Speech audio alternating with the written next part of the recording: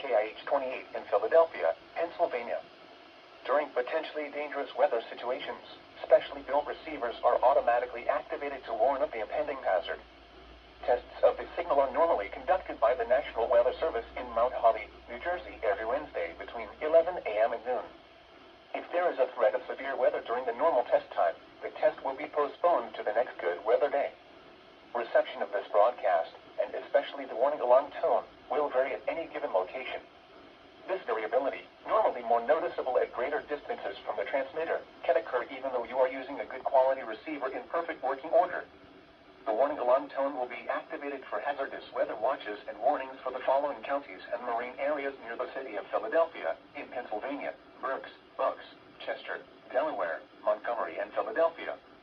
In New Jersey: Burlington, Camden, Cumberland, Gloucester, Hunterdon, Mercer, Monmouth, and Salem. In Delaware: Kent and Newcastle, including Upper Delaware Bay.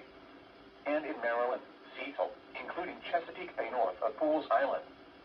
This concludes the weekly test of NOAA Weather Radio All Hazards, station KIH-28 in Philadelphia, Pennsylvania. Thank you for listening to NOAA Weather Radio All Hazards.